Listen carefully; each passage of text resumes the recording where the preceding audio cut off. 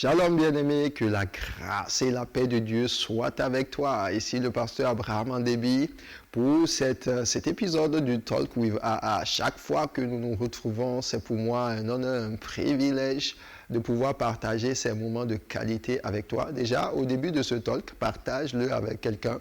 Tag une personne parce que c'est une réponse dont ton frère, ta soeur, dans ton église dans laquelle tu es a besoin.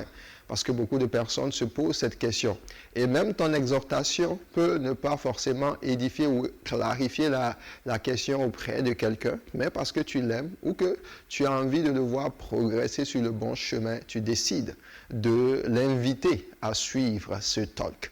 Ou tu mets le talk sur ton statut, il y aura certainement quelqu'un que ça va bénir. Mets des cœurs, voilà, dans le nom de Jésus. Amen. Donc je profite à tous les talks pour faire un coucou à tous nos followers, les super followers. Voilà, merci pour votre soutien. Merci d'être connecté à cette chaîne, à mes différentes pages. Également, je bénis Dieu pour la vie de tous ceux qui partagent et qui envoient des questions. Vos questions seront répondues. Et les témoignages et les commentaires également sont les bienvenus. Aidez-nous, voilà, à participer, à édifier le maximum de personnes par la parole de Dieu et par le Saint-Esprit. Assurément, nous arriverons quelque part où le Seigneur nous attend. Alors aujourd'hui, la question est de savoir, est-ce qu'après l'engagement, au niveau des fiançailles, on est permis de tout faire? Est-ce que les fiançailles seules ne suffisent pas, ne font pas l'office du go lorsqu'on veut avancer dans tout ce qui a rapport à la fréquentation entre l'homme et femme? Paul parlant de ceux-là qui veulent se marier, il dit si quelqu'un n'est pas capable de se contenir, qu'il se marie. Voilà, il dit toutefois pour éviter l'impudicité, il dit que chaque personne est sa femme, que l'homme est sa femme et que la femme est son mari. Donc le mariage, non seulement c'est une institution divine, Dieu a dit qu'il n'est pas bon que l'homme soit seul, je lui créerai une aide semblable à lui, etc. Et la Bible nous dit dans le livre de Hébreux que le mariage soit honoré de tous et le lit conjugal exempt de toute souillure. Donc la volonté de Dieu, c'est que tu puisses connaître non pas des relations conjugales hors mariage, mais que tu puisses sanctifier le mariage. Alors, je vais d'abord commencer par clarifier la notion des fiançailles. L'engagement des fiançailles, où est-ce qu'on le trouve? Où est-ce que ça se positionne? Les fiançailles, c'est simplement d'abord, après la période qu'on appelle la période de l'amitié, tu as rencontré un frère, tu as rencontré une sœur, et puis vous avez des affinités, vous pensez que vous pourriez aller au mariage, vous vous fréquentez en griffe, vous essayez de vous connaître. Connaître dans le sens de savoir qui elle est, qui il est, et ensuite apprendre l'un de l'autre. Normalement, vous devez vous faire suivre les cours de préparation au mariage. Si tu es dans un environnement où tu n'as pas la capacité d'être enseigné sur le mariage, tu peux même laisser un message sous cette vidéo, voilà, et dans la mesure du possible, on pourrait t'aider. Parce que c'est très important d'être enseigné sur le mariage. Qu'est-ce que c'est? Voilà. Maintenant, une fois que vous avez progressé dans la connaissance de l'enjeu et de l'importance du mariage et comment réussir son mariage, vous allez passer à l'étape d'une certaine façon de la rencontre des parents. Donc, on va l'appeler le cococo ou la démarche des parents de l'homme vers ceux de la femme pour pouvoir les informer que leur garçon, qui est maintenant devenu un homme, a décidé de prendre leur fille pour femme. Et c'est à cette étape-là que se trouvent les fiançailles.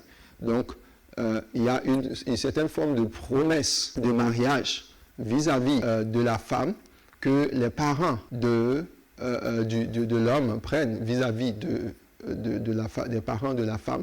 Et plus tard, à partir du moment où les fiançailles sont faites, en réalité, la femme était considérée normalement comme étant fiancée de l'homme.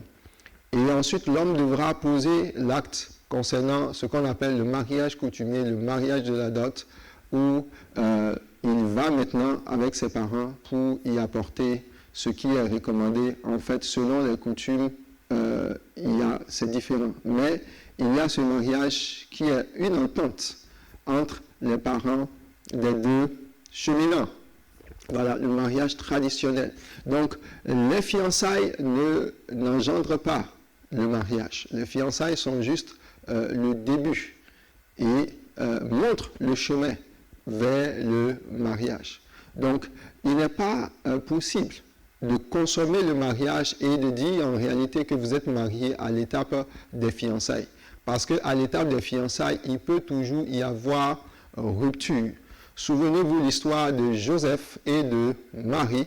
La Bible dit que Marie était fiancée à Joseph, ou Joseph était fiancé à Marie. Et lorsque Joseph s'est rendu compte qu'elle était enceinte, par la vertu du Saint-Esprit, la Bible dit qu'il a voulu rompre secrètement. Donc, c'était possible pour lui. Ce n'était pas une répudiation. C'était simplement une rupture qui était légale. Il pouvait le faire. À cette période-là, ce n'était pas un problème. Donc, à la période des fiançailles, vous n'êtes pas encore mariés. Vous êtes promis l'un à l'autre, mais il n'y a pas d'engagement. Il n'y a pas d'engagement. Le lien du mariage n'a pas encore été scellé. Souvenez-vous l'histoire de Rebecca dans l'Ancien Testament. La Bible dit que lorsque Abraham a envoyé son serviteur aller avec les présents et avec l'anneau. Alors l'anneau que le serviteur a mis au doigt de Rebecca symbolisait les fiançailles. Et il a fait en même temps, il est passé directement à la dot parce qu'il a donné de riches présents.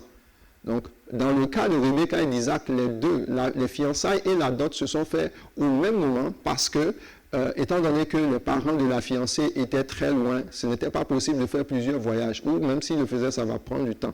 Donc, ils ont fait les fiançailles et la dot au même moment. Et ensuite, lorsqu'ils sont partis, ils sont repartis dans la maison d'Abraham. La Bible dit que Isaac va prendre sa fiancée et va l'amener dans la chambre de sa mère. Il va la laisser dans la chambre de sa mère jusqu'au jour où ils ont fait la bénédiction nuptiale. Et cette bénédiction nuptiale était à la fois un mariage civil et une bénédiction spirituelle. Parce qu'en ce temps, c'était beaucoup plus des sacrificateurs, des gens qui servent Dieu, qui connaissent Dieu, qui bénissaient le mariage. Donc, Isaac n'a pas connu sa femme avant la bénédiction nuptiale. Il aurait pu amener sa femme dans la tente de sa mère et puis aller avec elle. La Bible ne nous dit rien de cela. Donc, il n'était pas permis, lorsque vous avez juste pris un engagement, de commencer par vous connaître l'un et l'autre. Ce n'est pas normal, ce n'est pas le mariage, ce n'est pas la bonne façon de procéder.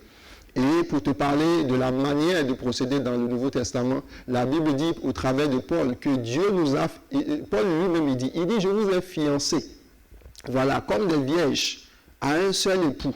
Donc, Paul va utiliser la notion de fiancé et il va parler d'époux. Parce que le fiancé, normalement, c'est à l'époux qu'appartient la fiancée. Et la Bible ne nous dit pas que notre union avec le Christ se consomme en même temps. La Bible dit qu'il y aura des noces. Et c'est à ces noces-là que le mariage entre Christ et l'épouse va être scellé. Pendant la période des fiançailles, Jésus nous observe encore. Et il y a beaucoup de choses que le Seigneur attend de nous. C'est pour ça que nous avons à lui être fidèles. Dans la période des fiançailles, ce n'est pas le moment de se livrer aux choses qui appartiennent au mariage. C'est beaucoup plus une période pour se préparer spirituellement, émotionnellement, physiquement en vue du mariage. Donc, chaque fois que le diable viendra te parler pour t'amener à brûler les étapes, rappelle-lui que tu es fiancé, mais que tu n'es pas marié. Que Dieu te bénisse, que la grâce de Dieu t'aide et à tous égards, qu'il bénisse le fruit de tes entrailles au travers de ton mariage et qu'il te donne un mariage épanoui dans le nom de Jésus-Christ. Amen.